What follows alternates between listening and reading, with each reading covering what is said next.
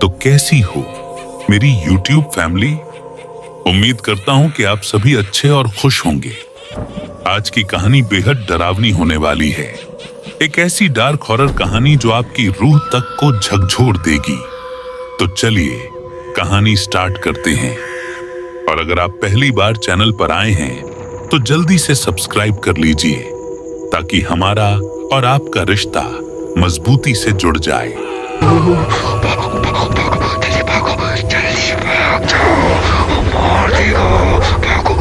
कुछ दरवाजे खुलते नहीं, कुछ बंद ही अच्छे।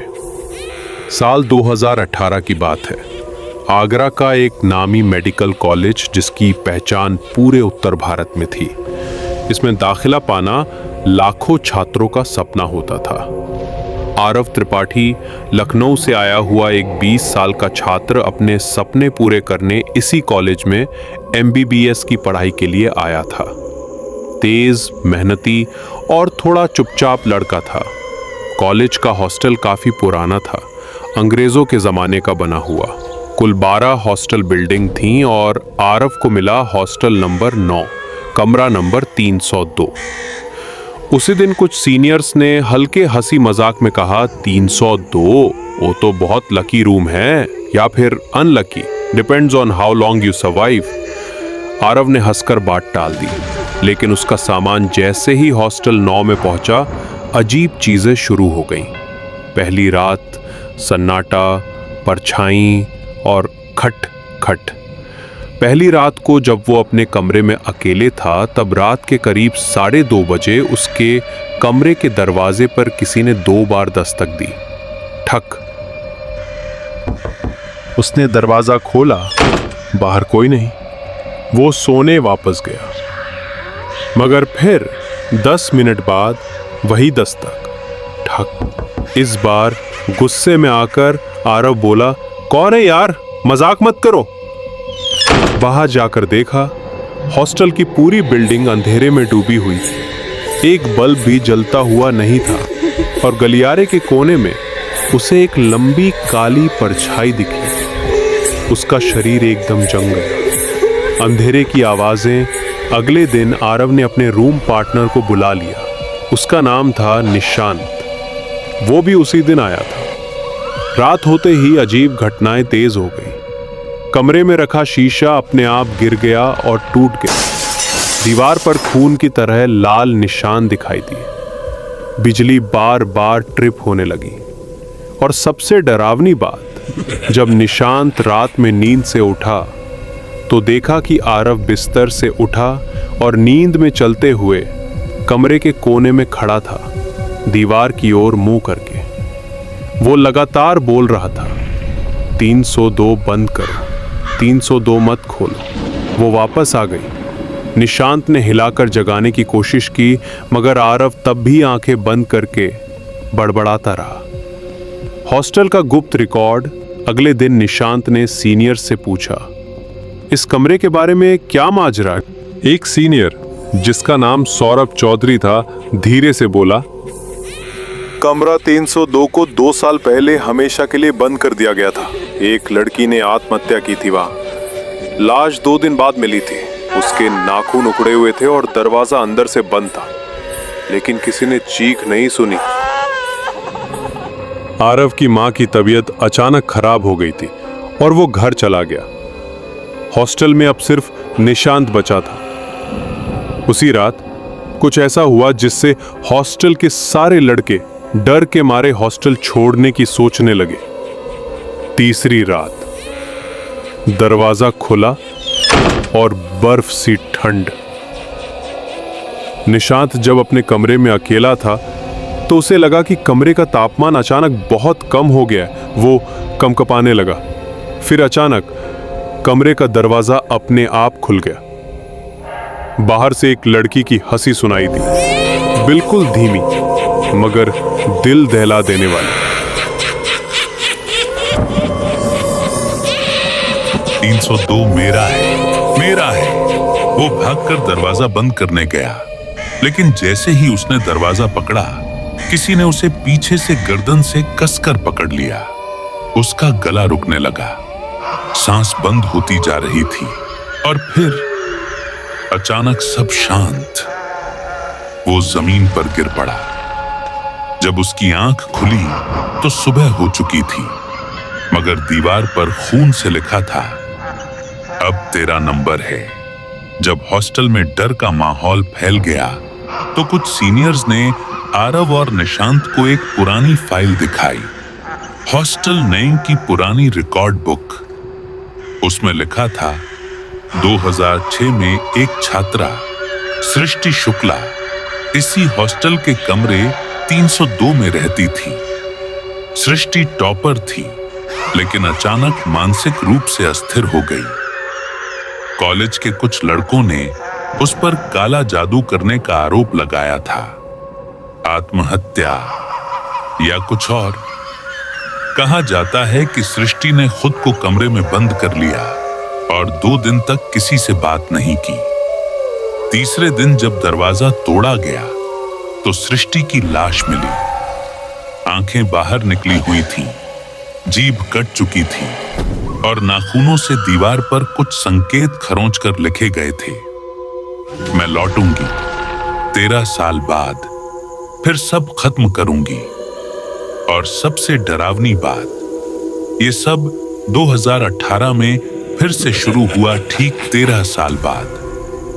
कॉलेज के सुरक्षा कर्मी ने बताया कि एक रात सीसीटीवी में अजीब चीज रिकॉर्ड हुई थी। वीडियो में क्या दिखा? कमरा 302 के दरवाजे से धुआं सा निकलता और एक लड़की पीछे से हॉस्टल की बालकनी से कूद जाती है, लेकिन नीचे कोई लाश नहीं मिली कभी। कॉलेज प्रशासन ने एक ओझा तांत्रिक को बुलाया, बाबा श्री भद्रनाथ।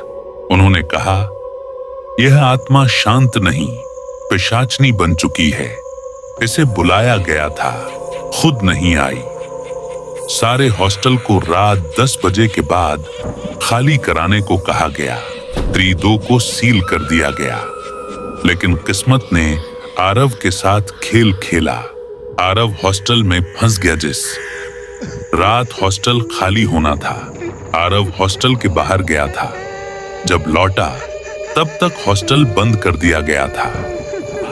गेट बंद, मोबाइल नेटवर्क गायब। और फिर कमरा 302 का दरवाजा खुल गया था। 302 फिर से खुला है। आरव ने जैसे ही कमरे के पास कदम रखा, वहां की हवा बर्फ जैसी ठंडी थी। दरवाजे के बाहर खून के निशान थे। कमरे में घुसते ही उसे दीवारों पर सृष्टि की खरोंची गई चीखें दिखीं। मैं जिंदा हूं, अब कोई नहीं बचेगा। मेरे साथ खेला था ना, अब भुगत। तभी आरव को एक लड़की की परछाई दिखी, सफेद कपड़े, लंबे बाल, बिना चेहरे की। वो हवा में तैरते हुए उसके पास आई और जोर से चीखी, तू भी उन्हीं में से है। उसका शरीर जमीन से 3 फीट ऊपर उठ गया। कमरे के हर कोने में धुएं की परछाइयां घूम रही थीं। दीवारों से खून बहने लगा। कमरे में रखे पुराने सामान से सृष्टि की आवाज आई, उन्होंने मुझे मारा, हंसा कर मार डाला। अब मैं किसी को हंसने नहीं दूंगी। तांत्रिक अगले दिन पहुंचा, लेकिन तब तक बहुत देर हो चुकी थी। कमरा खाली था। न आरव था, न उसका बैग, न कपड़े। सिर्फ दीवार पर खून से लिखा था, अब हर 13वें साल कोई आएगा और मैं फिर लौटूंगी। कॉलेज ने हॉस्टल नंबर 9 को स्थायी रूप से बंद कर दिया, लेकिन आज भी आगरा में ये कहानी फुसफुसाहटों में सुनाई देती है। 302 फिर से खुला है, किसी नए आरव के लिए। हॉस्टल नंबर 9 की डरावनी घटनाओं के बाद कॉलेज प्रशासन ने पूरे हॉस्टल को एक रात खाली करवाने का फैसला किया। हर छात्र को बाहर भेजा गया और कमरा 302 को सील किया गया। लेकिन उसी रात आरव अपने दोस्त की तबीयत की वजह से बाहर गया हुआ था। लौटते वक्त रात हो गई और हॉस्टल की गेट पहले ही लॉक हो चुकी थी। आरव ने गेट पर पहरेदार को आवाज दी, कोई जवाब नहीं। उसने दीवार फांदकर अंदर घुसने की कोशिश की और वही उसकी सबसे बड़ी भूल बन गई। हॉस्टल का सन्नाटा और वापसी जब आरव हॉस्टल के अंदर आया, उसे सब कुछ एकदम सुनसान लगा। लाइट्स बंद, गलियारे अंधेरे में डूबे हुए और हवा में कुछ सीलन जैसी दुर्गंध। तभी सीढ़ियों के पास किसी के चलने की आवाज आई। टप टप टप। वो पलटा, कोई नहीं था। उसने तेजी से अपने कमरे की ओर दौड़ लगाई। तभी उसने देखा कमरा 302 का दरवाजा खुला था। आरव के रोंगटे खड़े हो गए। पिछले कुछ दिनों से इसी कमरे की चर्चा हर कोई कर रहा था, लेकिन अब वो दरवाजा खुद खुला था। अंदर से ठंडी हवा निकल रही थी और दीवा लिखा था, तेरा इंतजार था। वो जैसे ही पीछे मुड़ा, दरवाजा अपने आप बंद हो गया और हॉस्टल की सारी लाइट्स गुल हो गईं। अचानक पूरे हॉस्टल में एक हंसी गूंजने लगी, वही जो पहली रात को सुनी थी।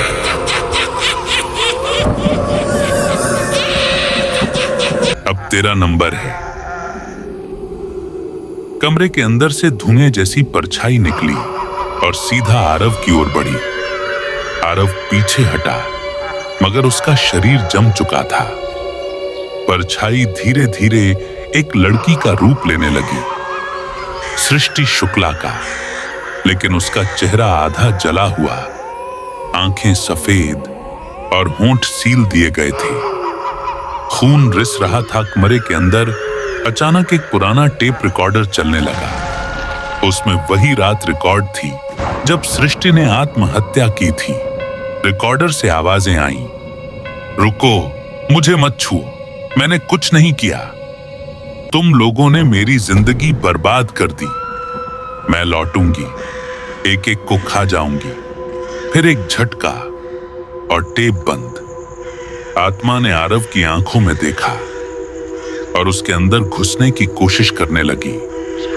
आरव की सांसें बंद होने लगी, शरीर कांपने लगा। उसने तांत्रिक द्वारा दी गई छोटी रुद्राक्ष माला जेब से निकाली और आत्मा की ओर फेंकी।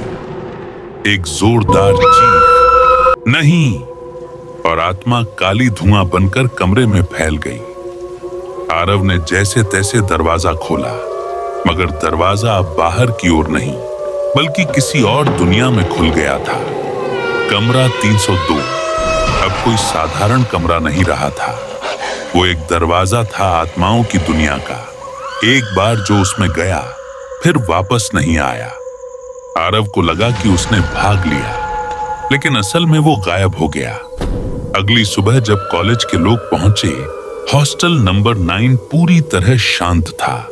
T2 में कोई नहीं था, बस दीवार पर लिखा था, अब हर 13वें साल एक नया आरव आएगी। आरव अब तक लापता है। हॉस्टल नंबर 9 को बंद कर दिया गया। कमरे की दीवारों को तोड़कर सीमेंट से भर दिया गया, लेकिन आज भी रात 2:30 बजे वहां से किसी के चलने की आवाज आती है और खिड़की से कभी कभी एक लड़की दिखती है। चेहरे पर बिना आंखों के घूरती हुई। कुछ कमरे बंद नहीं होते, बस इंतजार करते हैं अपने अगले शिकार का। उम्मीद करता हूं आपको यह कहानी पसंद आई होगी। जो भी साथी इस कहानी को आखिरी तक सुन रहे हैं, वो है मेरी लॉयल फैमिली। जल्दी से सब्सक्राइब कर लीजिए ताकि मेरी हर एक कहानी आपको आसानी से मिल जाए।